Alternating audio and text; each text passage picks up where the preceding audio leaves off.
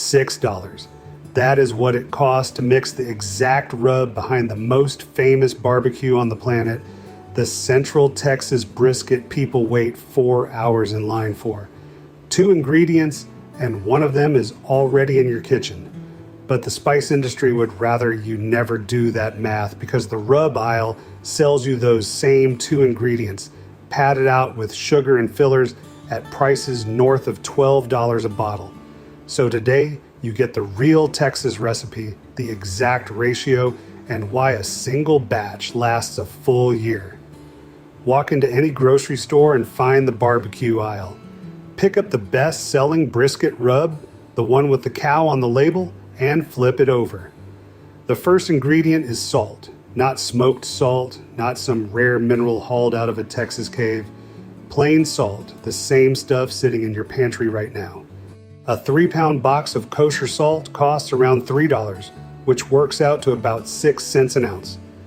That bottle in your hand charges more than $1 an ounce once you do the division, and the label's not even hiding it because ingredients are listed by weight. Salt first, sugar second, paprika for color, garlic powder, and a line that says natural flavors, which legally means almost anything. So if the bottled stuff is mostly pantry salt in a costume, what did the places that made Texas brisket famous actually put on their meat?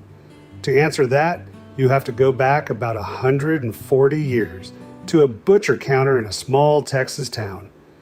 In 1882, a family of German immigrants opened Southside Market in Elgin, Texas.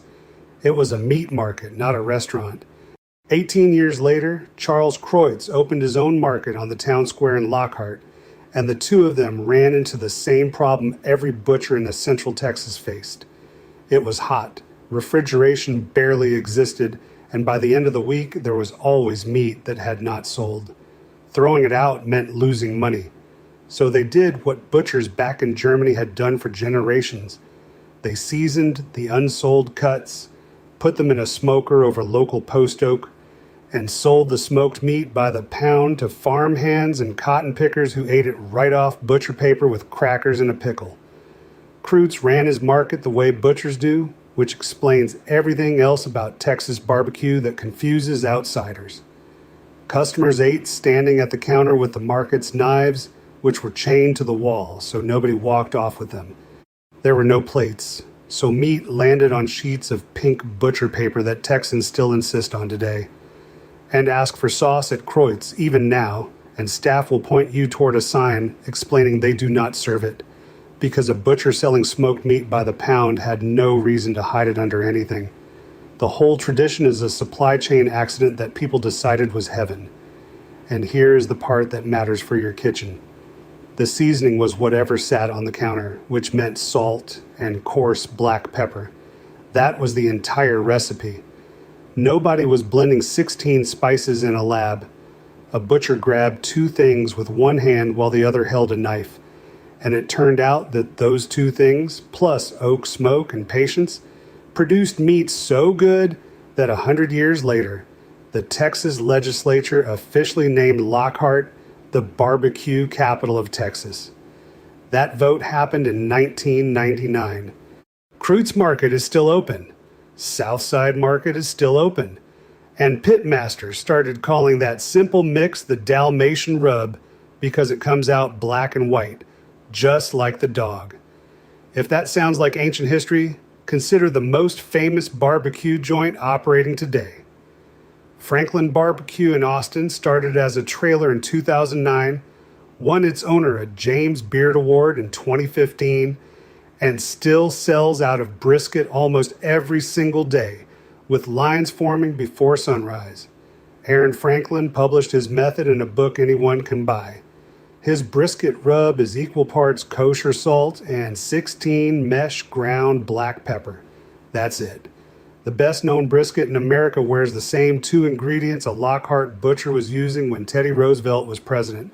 So here's your recipe, and I want you to actually write this down. 1 cup of coarse kosher salt, 1 cup of 16 mesh black pepper. Stir them together in a bowl until the mix looks evenly speckled, then pour it into a shaker with wide holes. the kind delis use for crushed red pepper. Done. 16 mesh refers to the screen the pepper passes through at the mill, and it gives you pieces roughly the size of a poppy seed. Stores sell it as cafe grind, restaurant grind, or butcher grind. A restaurant supply store will hand you a full pound for about $3, and a 3-pound box of kosher salt costs about the same, which is where the $6 price tag comes from. $6, and you will still have salt left over for months of regular cooking. Run the numbers on a full year and the gap gets embarrassing.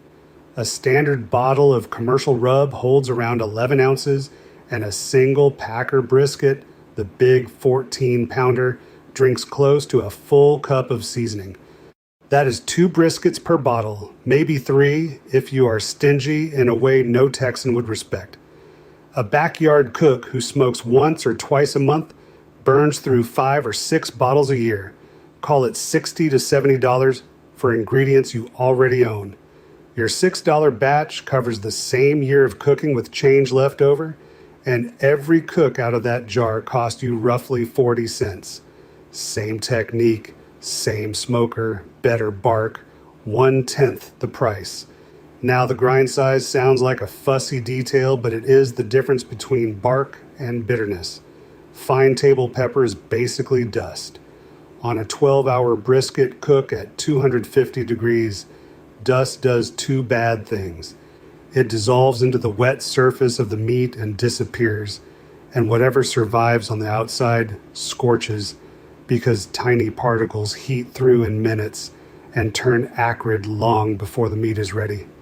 16 mesh behaves differently. Each piece is big enough to toast slowly instead of burning. And as the brisket sweats and the fat renders, those pepper pieces lock together with the salt and the smoke into a dark, crunchy crust. Pitmasters call it bark, and it is the single most prized bite in Texas barbecue. The salt works the opposite direction. It dissolves on purpose, pulls moisture to the surface, then rides that moisture back down into the muscle, seasoning the meat an inch deep while the pepper builds armor on top. 2 ingredients, 2 completely different jobs, which brings us to how you actually use the stuff, because application is where home cooks sabotage a perfect rub. Season the night before if you can. Salt needs time to do that deep dive, so a brisket rubbed at 10 in the evening tastes seasoned all the way through by the time it hits the smoker at 6 the next morning. If you only have an hour still beats nothing. Hold the shaker about a foot above the meat and let the rub fall like light snow, because height gives you even coverage instead of clumps. Coat every surface, including the sides everyone forgets, and skip the yellow mustard binder if you want, or use it. Franklin himself has said the binder barely matters once the smoke gets going, since the moisture on the meat is glue enough. For pork ribs, back the salt off a little and keep the pepper honest, because ribs are thinner and take seasoning faster than a 14-pound brisket. But there is one more thing about those store-bought bottles, and it is worse than the markup. Go back to that ingredient label, to the sugar sitting in second place. Sugar starts to caramelize around 320 degrees, and under long, steady heat, it does not stop there. It burns. A brisket spends 10 to 14 hours in the smoker. Ribs spend 5 or 6. Over that kind of stretch, a sugary rub slowly carbonizes on the surface, and the bark that should taste like toasted pepper and beef instead picks up a bitter, ashy edge. So look at that shelf again. The bottle with the brisket photo on the front, the one marketed specifically for low and slow Texas-style cooking, contains an ingredient that chemically cannot survive a Texas-style cook. Sweet rubs have a real home in Kansas City and Memphis on ribs that get sauced and finished hot and fast. On a 14-hour brisket, sugar is sabotage you paid $12 for.